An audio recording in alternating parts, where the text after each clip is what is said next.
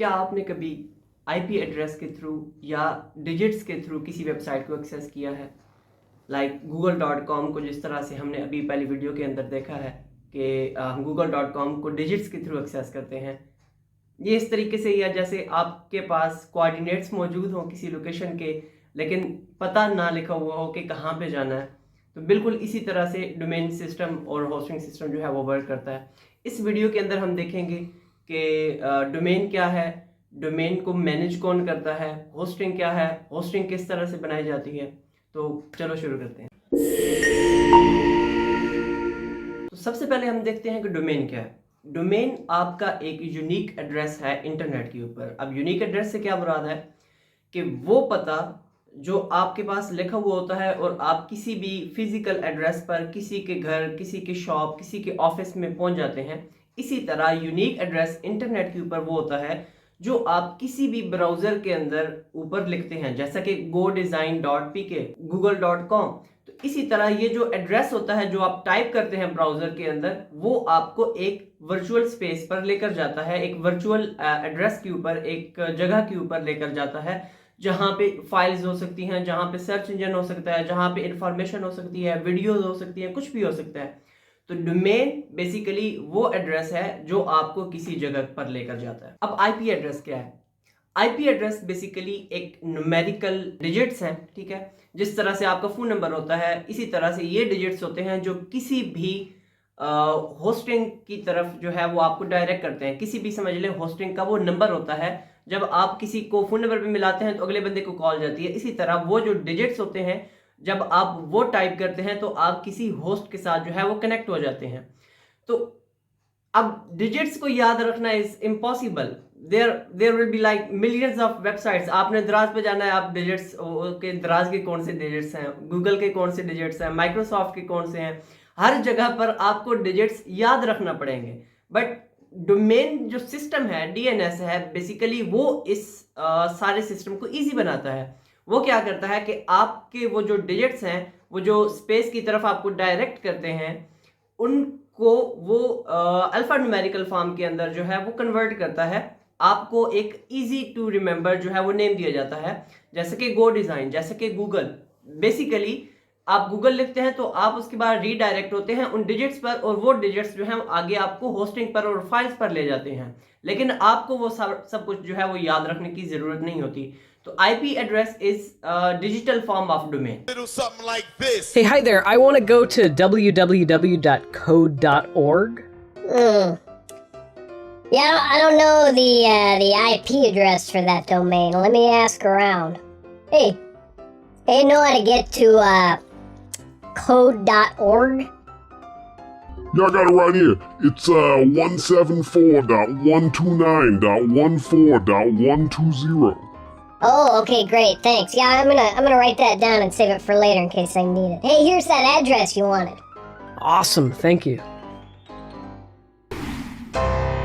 अगर हम डोमेन को थोड़ा और देखें, डिटेल में देखें, तो डोमेन के अंदर जो है वो 4 चीज़ें होती हैं।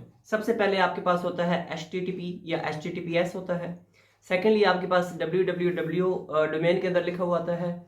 थर्डली आपके पास उस डोमेन का जो नाम होता है, जैसा कि गो डिज़ाइन है या जैसा कि गूगल है, या जो उस कंपनी का नेम होता है। या फोर्थली जो आपके पास होता है वो TLD होती है, जिसको .com, .net, .org जो है वो हम बोलते हैं। अब हम इसको डिटेल में देखते हैं कि ये बेसिकली क्या है। www जो है वो बेसिकली बगैर किसी वजह के, बगैर किसी रीज़न के जो है वो शुरू हुआ था, उसकी ज़रूरत नहीं थी। वो बेसिकली ये शो करवाने के लिए कि ये वेब पेजेस हैं जिनको हम एक्सेस कर रहे हैं। तो www.godesign.pk, www.google.com, इसको फिर एक्सेस किया जाता था इस तरीके से। उसकी ज़रूरत नहीं थी और ना अब ज़रूरत है। अब डोमेन आप डायरेक्ट लिखें google.com तो वो ओपन हो जाएगी, इसकी ज़रूरत नहीं पड़ती। और सेकेंडली जो हमारे पास चीज़ आती है HTTPS या HTTP, बेसिकली ये प्रोटोकॉल्स हैं डाटा ट्रांसफ़र के। अब डाटा कौन सा ट्रांसफ़र है? आप यहाँ पर अपने घर में बैठे हुए, अपने ऑफिस में बैठे हुए हैं, और जो डाटा मौजूद है वो अमेरिका में, पाकिस्तान में या किसी भी और कंट्री के उनके डाटा जो सर्वर्स हैं वहाँ पर पड़ा हुआ है। तो अब वो डाटा रिट्रीव करने के कुछ प्रोटोकॉल्स हैं। ये नहीं है कि आप जाएं कुछ भी लिखें और आपको डाटा जो है वो फ़ौरन मिल जाए, ठीक है। तो आप उसका उसका कुछ प्रोटोकॉल होता है कि क्या वो डाटा पासवर्ड है, उसके ऊपर पासवर्ड लगा हुआ है, या डाटा वो इनक्रिप्टेड है, या डाटा वो जस्ट नॉर्मल टेक्स्ट है, इमेजेस हैं, वो किन आपके पास एक्सेस है उसकी, कि आपके पास एक्सेस नहीं है। तो ये सारी चीज़ों को जो मेंटेन करता है वो बेसिकली HTTPS है, जो इस प्रोटोकॉल को जो है वो मैनेज करता है। HTTP और HTTPS में डिफरेंस ये है कि HTTPS is newer version of HTTP, और अब यहाँ पे डाटा जो है वो इनक्रिप्टेड होता है। HTTP पर आपका डाटा इनक्रिप्टेड नहीं होता है, डाटा सिक्योर होता है, ठीक है, आपका जो ट्रांसफर हो रहा होता है वो सिक्योर होता है, but that is not encrypted. कोई भी अटैक होगा तो वो डाटा जो है आपका चोरी हो सकता है, और इजीली वो रीडेबल फॉर्म के अंदर मौजूद होता है। अब उसके बाद हम बात करते हैं जो नेम होता है, दैट इज वेरी सिंपल, जो भी आप नेम रखना चाहेंगे, ठीक है। और उसके बाद आती है TLD की बात आती है। तो TLD बेसिकली रिप्रेजेंट करते हैं डोमेन्स की, ये एक्सटेंशन होती है, ये रिप्रेजेंट करते हैं कि आपकी डोमेन किस टाइप की है, और आपकी डोमेन क्या लोकल रीच करना चाह रही है, क्या स्पेसिफिक मार्केट को रीच करना चाह रही है, या आपकी जो डोमेन है या आपका जो बिजनेस है वो एक ऑर्गेनाइजेशन है, या वो एक प्रोफेशनल बिजनेस है जिसको हम .com या .co के अंदर लेकर आते हैं, ठीक है। .net को हम लेकर आते हैं कि ये टेक का बिजनेस है, .org को हम लेकर आते हैं कि ये NGO है, ये नॉन प्रॉफिट ऑर्गेनाइजेशन है कोई और किसी टाइप की। तो ये सारी जो TLDs होती हैं ये बेसिकली इस चीज को रिप्रेजेंट करती हैं। अब .pk .us .in जो इंडिया की है, ठीक, तो अब ये बेसिकली रिप्रेजेंट करती हैं कि ये एक लोकल बिजनेस है। तो बेसिकली डोमेन्स को ये एक्सटेंशंस इसलिए दी गई थी कि लोग इनको यूज करें और अपनी अपनी टारगेटेड जो उनकी मार्केट है या ऑडियंस है उनको वो रीच आउट करें। लेकिन अब वो डिफरेंस इतना नहीं रहा। लोग जो हैं, चाहे मैं लोकल बिजनेस हूँ, I would still want to go for .com domain, क्योंकि एक जेन में होता है कि okay we have to reach globally. तो .com लोग डोमेन जो है वो अक्सर बाय करते हैं, .org जो है वो ऑर्गेनाइजेशंस बाय कर रही हैं। इसी तरह से .gov .tech .website .design, ये बहुत ज़्यादा एक्सटेंशन जो है वो मार्केट में आ चुकी हैं। तो कुछ डोमेन्स जो हैं TLDs जो हैं वो आप परचेज इजीली कर सकते हैं, कुछ TLDs आप इजीली जो है वो परचेज नहीं कर सकते, जैसे कि .gov आपके पास आती है .education .edu, तो ये आप इजीली जो है वो परचेज नहीं कर सकते, उसके लिए आपको कुछ रिक्वायरमेंट्स की जो है वो ज़रूरत होती है। अब इस डोमेन नेम सिस्टम को मैनेज कौन करता है? इसके 3 लेवल्स हैं। सबसे बड़े लेवल पर जो बैठे हुए हैं वो आईकॉन, एक अमेरिकन इंटरनेट कॉरपोरेशन है for assign names and numbers. उसके बाद उनके अंडर जो काम कर रहे हैं वो डोमेन रजिस्ट्रीज काम कर रही हैं, और उनके अंडर जो है वो डोमेन रजिस्ट्रार्स जो है वो काम कर रहे हैं। अब ये तीनों टाइप्स के जो इदारे हैं ये बेसिकली मेक श्योर करते हैं कि जो डाटा ट्रांसफ़र हो रहा है वो बेसिकली बिल्कुल परफेक्टली हो रहा है, स्मूथ हो रहा है, ठीक है। ये सारी चीज़ों को जो है वो मैनेज करते हैं। अब जो डोमेन रजिस्ट्रीज होती हैं वो बेसिकली TLDs जो है उनको मैनेज करती हैं, कि .com और .net को जो है वो वेरीसाइन मैनेज करता है, .org को पब्लिक इंटरेस्ट रजिस्ट्री है वो मेंटेन करती है। तो इसी तरह उनके नीचे जो काम कर रहे होते हैं वो डोमेन रजिस्ट्रार्स काम कर रहे होते हैं, जैसे कि गूगल है, जैसा कि GoDaddy है, ठीक है, होस्टिंगर है, नेमचीप है। इन्होंने क्या किया होता है, इन्होंने उनसे बेसिकली जो राइट्स होते हैं वो परचेज किए होते हैं। एक डोमेन जो है वो आप GoDaddy से भी बाय कर सकते हैं, और वही डोमेन जो है वो आप नेमचीप से भी बाय कर सकते हैं। इसमें कोई बड़ा डिफरेंस जो है वो नहीं है।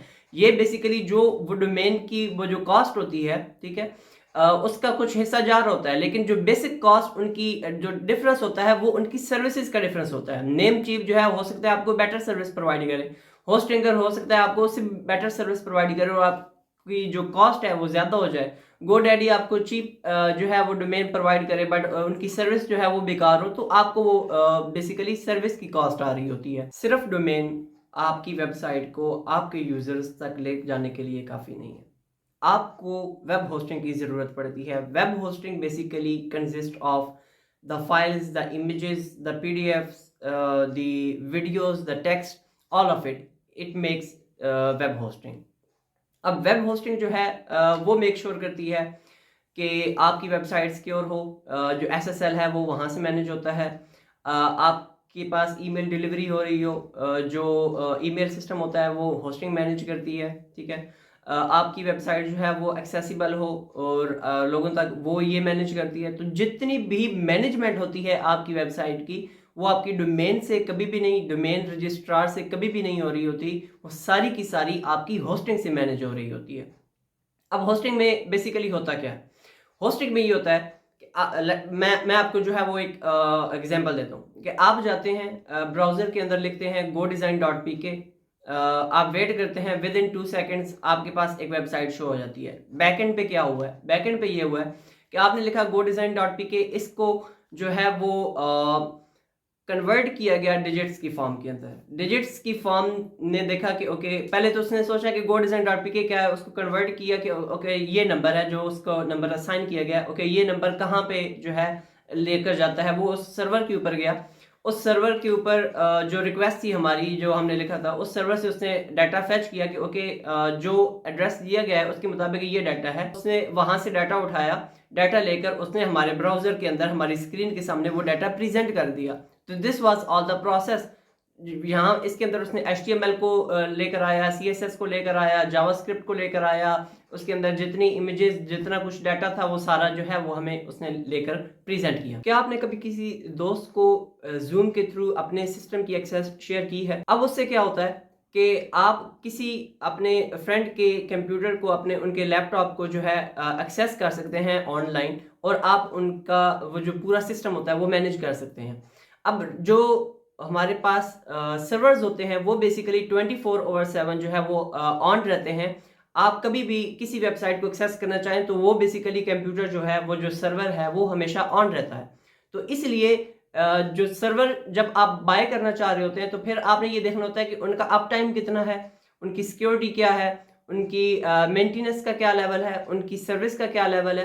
तो ये सारी चीज़ें जब आप होस्टिंग परचेज करने लगते हैं तो आपने ये देखनी होती है। मार्केट के अंदर वेब होस्टिंग प्रोवाइड वाली बेतहाशा कंपनीज हैं।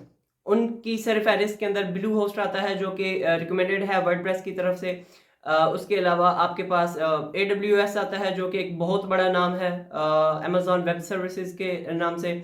उसके बाद हमारे पास जो है होस्टगेटर आता है, होस्टिंगर आता है, GoDaddy आता है। There are many companies in the world जो कि होस्टिंग सर्विसेज जो है वो प्रोवाइड कर रही हैं। Many of them are best, they are great. और कुछ हमारी रिकमेंडेशंस हैं जो कि आप डिस्क्रिप्शन में भी देख सकते हैं कि कौन सी जो होस्टिंग है वो क्या सर्विसेज प्रोवाइड कर रही है और उनकी प्राइसिंग कहाँ से स्टार्ट होती है। इनमें से कुछ चीपर हैं, कुछ बहुत ज़्यादा AWS की तरह बहुत ज़्यादा एक्सपेंसिव भी हैं, और लेकिन उनकी सर्विसेज जो है वो वेरी कर रही होती हैं। उनकी प्राइसेस टोटली, उनकी सर्विसेज को, उनकी कस्टमर सर्विस को, और उनकी वो क्या क्या आपको होस्टिंग के अंदर प्रोवाइड कर रहे हैं, आपको ईमेल मैनेजमेंट दे रहे हैं क्या, वो आपको कितनी फाइल्स की स्पेस दे रहे हैं, टोटल कितनी स्पेस दे रहे हैं आपको बैंडविड्थ कितनी दे रहे हैं, आपको रैम कितनी दे रहे हैं, आपको जो प्रोसेसर है वो कितना दे रहे हैं। So these are all the things that matter in a web host when you are going to purchase one. In this video we have covered the key concept of domain system, IP address, web hosting, what are the TLDs, what is www, what is HTTPS, internet protocols क्या होते हैं। इसके अलावा अगली video के अंदर जो हम चीज़ें कवर करेंगे वो ये होगा कि हम वर्डप्रेस को जो है वो इंस्टॉल करेंगे। हम एक फ्री डोमेन और फ्री होस्टिंग लेंगे जिसके ऊपर हम सारा प्रोसेस जो है वो करेंगे कि वर्डप्रेस किस तरह से इंस्टॉल की जाती है, एंड देन हम उससे आगे जो है वो प्रोसीड करेंगे। आज की इस वीडियो के अंदर आपने क्या लर्न किया है, वो कौन से की कॉन्सेप्ट्स हैं जो आपने पहली दफ़ा सुने हैं, let me know in the comments below.